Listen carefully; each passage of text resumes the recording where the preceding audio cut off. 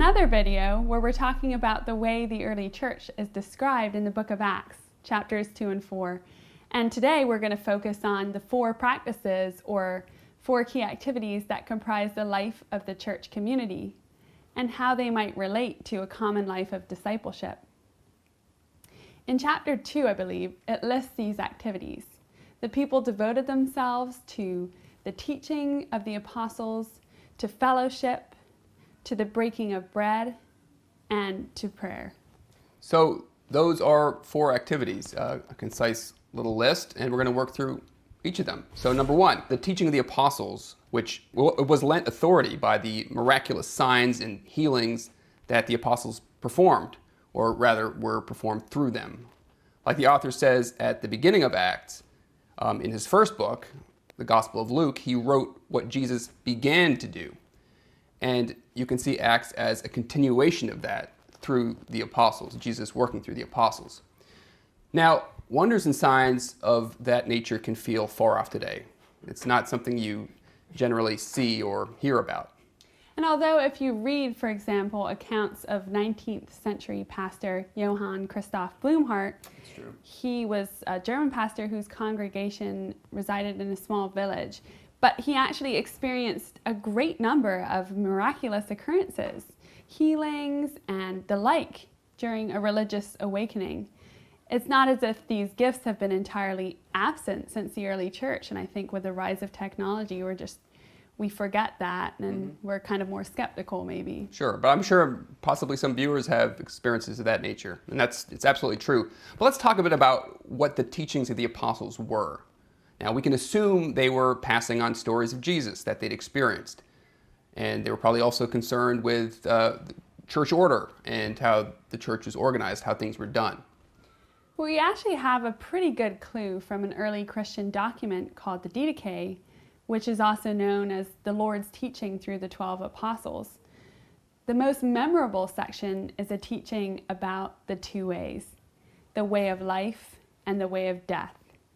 It's a document we frequently refer to on the Bruderhof, and it's very meaningful to the members here. It's filled with a lot of actually pretty stern admonitions, but also very encouraging.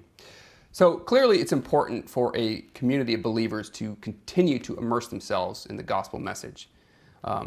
That's to keep one another on the right path, to avoid false teachings, which can easily come in, and then to remind each other of the significance and meaning of rituals, sacraments like baptism, prayer, and the Eucharist, the Lord's Supper. So that's number 1 of the 4 activities, Doreen. Yes, so let's move on to the second of the activities, and that is fellowship. And that's pretty easy to understand. But fellowship kind of requires being in the same place, at least I think. And I think most of us can agree that virtual fellowship is pretty subpar. Very. Yeah. And fellowship isn't just about camaraderie or drinking coffee, having brunch, playing ultimate frisbee, whatever you're into. It's more intentional than that. Probably most people are familiar with the term koinonia, which a lot of people translate as fellowship. But according to McKeel C. Parsons in his commentary on Acts, it's better translated as common life. And that's really a more muscular term in the narrative of Acts than in its popular contemporary Christian parlance. So it seems that this common life meant really being there for each other and sharing in all aspects of life, spiritual, cultural, and also material. Right. The third of the activities is the breaking of bread. Now, Parsons in his commentary also notes that breaking bread is Lucan shorthand for the Lord's Supper. And he points out that more than any other of the gospel accounts, Luke's gospel regularly depicts Jesus at table. And one commentator even said that in the Gospel of Luke, Jesus is either going to, coming from, or at a meal. So the Lord's Supper or the Eucharist remains a central ritual for probably all Christian denominations that I'm aware of. For us in the Bruderhof, it's a meal of remembrance. We remember Christ's life, death, resurrection, and promised return. And it's a meal of communion with Christ. It's also a meal of unity. We feel of one heart with each other and are at peace. We make sure there's peace between us before we celebrate it. And it's also a meal of thanksgiving. But beyond the Lord's Supper, I think breaking of bread also refers simply to meals we share together. Like Rich said, shared meals are a frequently reoccurring happening in the Gospels, and I think that's instructive for us.